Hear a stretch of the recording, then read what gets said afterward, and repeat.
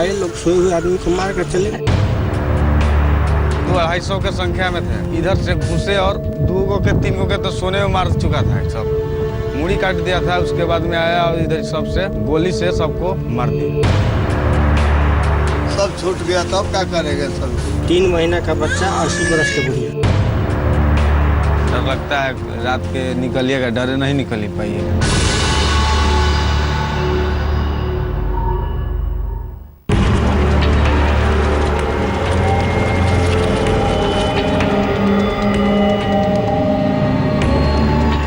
तमाम गवाहों और सबूतों के मद्देनजर ये अदालत इस निर्णय पर पहुंची कि 1 दिसंबर 1997 को अरवल जिले के लक्ष्मणपुर बाथे गांव में हुई 58 लोगों की हत्या में उन लोगों का हाथ नहीं है जिनके खिलाफ ये मामला चल रहा है।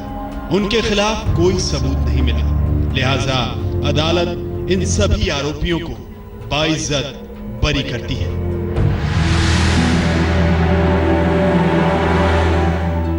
18 साल पहले इस गुमनाम से गांव में आंसुओं की ये धारा उन लाशों पर फूटी थी जो 3 साल की मासूम बच्ची की थी और 80 साल की बेबस लाचार बूढ़ी महिला की। मेरा घर में 6 लोग के मार ये सब पिटा गया था। मेरी माँ थी, दादी थी और एक बहन थी और चचेरी बहन, एक मौसी, एक चचेरा भाई। दादा बच गए थे, एक चाचा जो छप्पर पर चढ़ गए वो बच गए थे, एक बहन बच गई थी। लक्ष्मणपुर बाथे गांव में 58 दलितों की हत्या का मामला अदालती चक्करों से निकलकर अब समाज के माथे पर सवालिया निशान बनकर खड़ा है। बिहार आज चुनावों के चौराहे पर खड़ा है और लक्ष्मणपुर बाथे उन सवालों के चौराहे पर जिसका एक रास्ता पटना हाईकोर्ट की तरफ भी जाता है।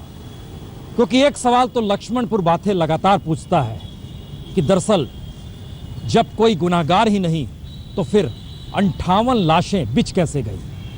क्या यह सवाल इस चुनाव में कहीं भी किसी भी रूप में दस्तक देगा या सिर्फ सवालों के आईने में यह चुनाव अपने तरीके से अपनी तस्वीर को नत्थी कर लेगा। कंप्लीटली फ्री हो गए, न केवल लोअर कोर्ट से, हाई कोर्ट से और ऊपर के कोर्ट से भी फ्री हो गए। जो लोग फ्री किए वो जज उसी कौम के थे।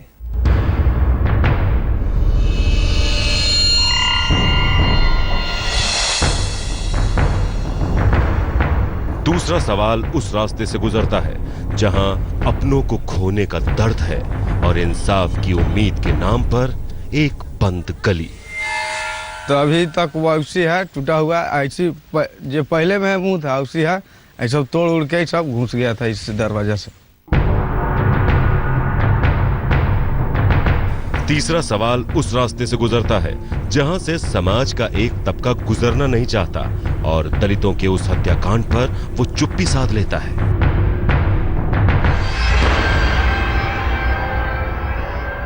के बारे में जो उस दिन हुआ था, यहाँ पे गोली चला था भाई, इनको घर ही वाला है, हम वो सब बनाए थे। और चौथा सवाल उस रास्ते से गुजरता है जो लक्ष्मणपुर बाथे से बिहार की राजधानी पटना तक पहुंचता है। लेकिन इस रास्ते की मंजिल इंसाफ से नहीं, राजनीति की तंग गलियों से मिल जाती है। जो नहीं कहना चाहिए लेकिन मैं कहता हूं कि प्रेजेंट करने वाला भी और जजमेंट करने वाला भी कौन था, उसकी मेंटेलिटी कुछ दूसरी है। वो सोचता है कि चलो हो गया सो हो गया, चलो किसी तरह से निकालो। अब इस घटना को कैसे भुलाया जाए, इस घटना को भुलाया नहीं जा सकता है।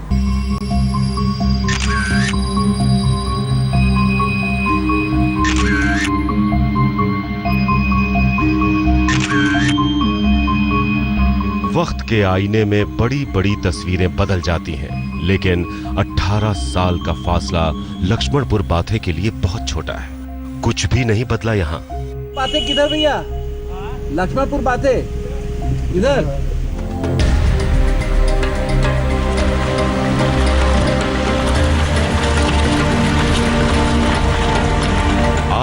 इस गांव तक पहुंचने का पक्का रास्ता नहीं है।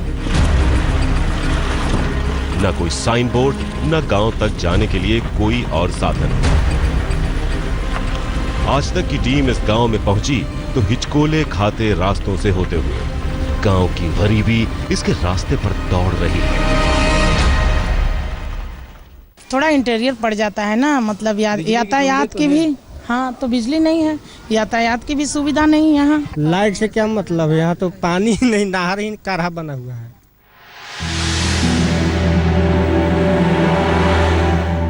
लोगों के जहन में जहर भरा है जिसने इस गांव को आज भी अंधेरे में रखा है। आलम यह है कि कोई बीमार हो जाए तो दवा दारू के लिए कोई इंतजाम नहीं। यहाँ प्राथमिक केंद्र नहीं है गांव में ना। मैया मुड़ी मैं नहीं माखन खायो, भोर भयो गए अन के पाछे, मधुबन मोही पठायो, चार पहर बंसी भटियो, सांझ परे घर आयो। गांव के स्कूल में मिड डे मील भी बनता है, पढ़ाई भी होती है, लेकिन नफरत के खाकों में बटी व्यवस्था यहाँ स्कूल का भी पीछा नहीं छोड़ती। स्कूल की हेड मिस्ट्रेस तो कहती हैं सब कुछ ठीक है, लेकिन उस हत्याकांड का सवाल उठाइए तो सभी बचने बचाने लगते हैं। उस घटना का कभी जिक्र किसी के मुंह से? नहीं, कभी कुछ नहीं। विकास से आगे ये गांव अपने 18 साल पुराने जख्मों की कब्र पर बैठा है। दलितों की बस्ती आज भी सन्नाटे में डूबी है, मानो 18 साल उनके लिए 18 मिनट से भी ज्यादा पुराना वक्त नहीं है। जो 6 साल के थे वो 24 साल के हो गए, नफरत की गोली अपने जिस्म पर लिए हुए। 200-250 की संख्या में थे। ऐसी कर करके सब बारी बारी घर में से घुस के मारे, एक तुरी निकले इसी बगीचा में, आनकी सब बोला रणवीर सिन्हा की जाए, फिर निकल गया। इस सब पहले हम आपको ये बताते हैं कि उस काली रात को हुआ क्या था।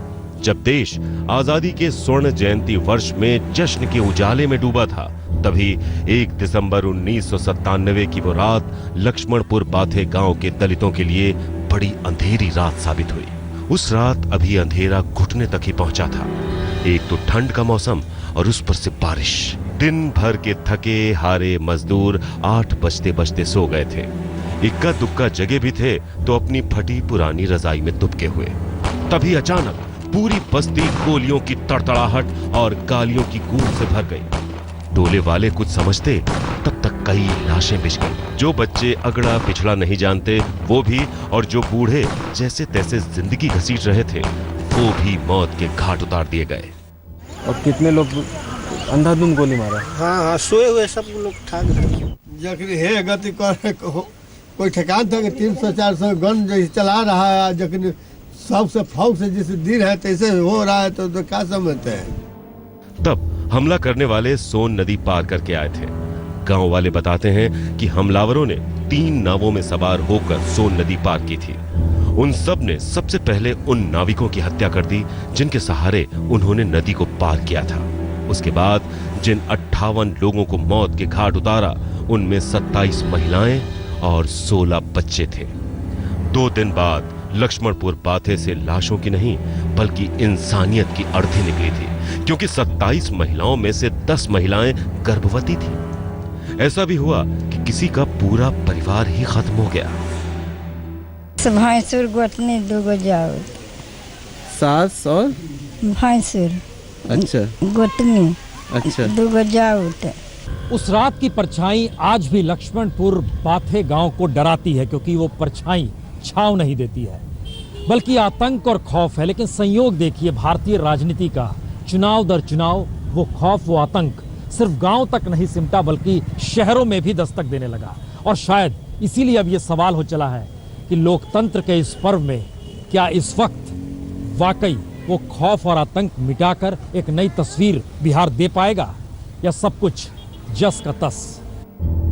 लक्ष्मणपुर बाथे गांव में सीपीआई एमएल ने एक शिलालेख खुदवा दिया है जिस पर मारे गए 58 लोगों को शहीद का दर्जा दिया गया है। उस रात की सुबह तो दलितों की इस बस्ती में आक्रोश का सूरज उगा था। जान के बदले जान के नारे लगे थे और पाटलिपुत्र इस गांव की चौखट पर खड़ा था। सब आए, मुख्यमंत्री राबड़ी देवी आई और मजलूमों के हक की मुखर आवाज बन चुकी फूलन देवी भी। आने वाले आकर चले गए, कुछ बड़े सपने जगाकर, कुछ बड़ी उम्मीदें दिलाकर। लेकिन कहां कुछ बदला।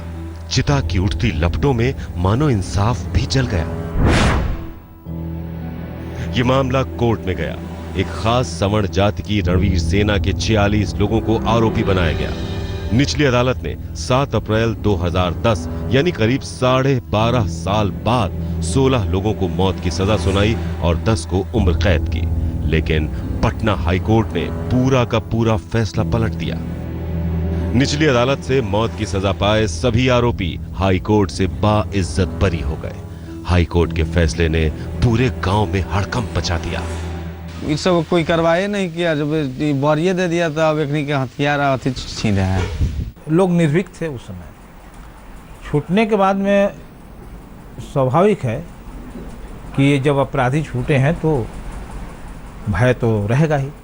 और ये भी गजब संयोग है, 90 के दशक में मंडल के जरिए जो नेता बने, जिन्होंने सत्ता संभाली, उन्हीं की आंखों के सामने 90 के दशक में ही बिहार ने जातीय खूनी संघर्ष देखा।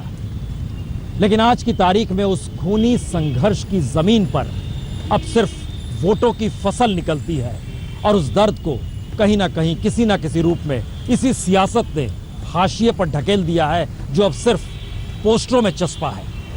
इस गांव में 18 साल पहले जो कुछ हुआ उसकी बुनियाद तो काफी पहले पड़ गई थी। 2 फरवरी 1992 में गया जिले के टिकारी थाना के 12 गांव में एक ही जाति के 35 लोगों की बड़ी बेरहमी से हत्या कर दी गई थी। वो सभी लोग एक अगड़ी जाति से संबंध रखते थे। उस घटना के बाद ही बदले की चिंगारी फूटने लगी, जो करीब 6 साल बाद लक्ष्मणपुर बाथे में जातिगत लड़ाई का ज्वालामुखी बनकर फूटी। इस लड़ाई में उस अगड़ी जाति के ब्रह्मेश्वर मुखिया नाम के एक आदमी ने रणवीर सेना बनाई, जिसके बाद बिहार में जाति के नाम पर खूनी खेल और बढ़ गया। आयोग इसी दुर्भावना से प्रेरित होकर के जानबूझ करके गठित किया गया कि राजनेताओं को जैसे हम दोषी हैं उस तरह से और लोगों को कलंक लगा दो। ये तो सब षड्यंत्र है। दरअसल ये लड़ाई 21 साल पहले जाती है। 1976 में भोजपुर जिले के अकोदी गांव में 3 दलितों की हत्या कर दी गई। 1 साल बाद 1977 में पटना जिले के बेलची में 14 दलितों की हत्या कर दी गई। इसके बाद दलितों की तरफ से लोरिक सेना बन गई और सवर्णों की एक जाति ने ब्रह्मर्षि सेना बना ली। इन निजी सेना की लड़ाई ने जातिगत युद्ध की शक्ल ले ली। कहीं दलितों ने सवर्णों को मारा, कहीं सवर्णों ने दलितों को। लेकिन जातियों के अलग अलग खेमों में बटे बिहार में ही नहीं, खुद जातिगत हिंसा की आग में अपना बहुत कुछ झुलसा चुके लक्ष्मणपुर बाथे में भी शांति की दुहाई सुनाई पड़ने लगी है। वहाँ भी हम तो सभी क्या काम करते हैं। तो अब लगता है कि दोबारा कभी ऐसी घटना हो सकती है? ना, ऐसे तो पहले भी ना था ना आज। जेपी चौक ये बना, नीचे धर्मवीर भारती की ये कविता और दूसरी तरफ जेपी की ये प्रतिमा। लेकिन चुनावी दौर में जेपी छोटे पड़ गए हैं और चारों तरफ पोस्टर जिस तरीके से चस्पा है वो इस बात का एहसास कराते हैं कि नेताओं का कद बढ़ता चला जा रहा है इस चुनावी राजनीति में। और ये लिखना पड़ रहा है कि झांसे में ना आएंगे, नीतीश को जिताएंगे। दूसरी तरफ कहना पड़ रहा है मोदी जी ने वादे से ज्यादा दिया। ये सारे सवाल उस दलित नरसंहार के सवालों के बीच कितने गौण हो जाते हैं, यह भी एक सवाल। क्या वाकई 25 सालों में 90 भयंकर नरसंहारों की गवाही देते देते जिस बिहार की आंखें थक गई थी, उन आंखों में फिर से भरोसे की चमक भर गई है? जो सताए हुए हैं वो कहते हैं बिल्कुल नहीं। ठीक ही कहा था। मुझे अपनों ने धोखा दिया, जो आगे बढ़ गए उन्हीं लोगों ने धोखा दिया, तो देखने को मिल रहा है। ये कल्पना के परे है। आजादी के 68 बरस बाद भी सिर्फ लक्ष्मणपुर बाथे नहीं, बल्कि बिहार के तकरीबन 2 दर्जन गांव ऐसे हैं जिसने जातीय खूनी संघर्ष देखा, जहां पर दलितों के सवाल हर 15 अगस्त को नेता ही उठाते हैं। और इन सब सवालों के बीच हर चुनाव में वही नेता दोबारा अपने हक के सवाल का जिक्र करते हुए खुद को दलितों से जोड़ देते हैं। एक बार फिर वही बिसात बिछी है। उसी तरीके से हक और संघर्ष का जिक्र हो रहा है, क्योंकि इस बाजार में दलित शायद सबसे महंगा वोट हो चला है और शायद समीकरण के लिहाज से सबकी जरूरत बन चुका है। किस जाति का, किस परिवार का क्या हालत है, और वे जात को ये दाब रहे हैं, अब बाकी छपा है। हम यही कह रहे हैं कि कौन जाति बिरादरी के लोग हैं, तो आपको भी सहूलियत होगी, देश को भी सहूलियत होगी बजट बनाने में। पहला प्रधानमंत्री अगर देश को किसी ने दिया है तो वो भी भारतीय जनता पार्टी ने दिया। लेकिन इंसाफ के नाम पर अपने दामन में मायूसी समेटे लक्ष्मणपुर बाथे के दलितों के बारे में कोई नहीं पूछ रहा कि वो क्या चाहते हैं। आज तक ब्यूरो।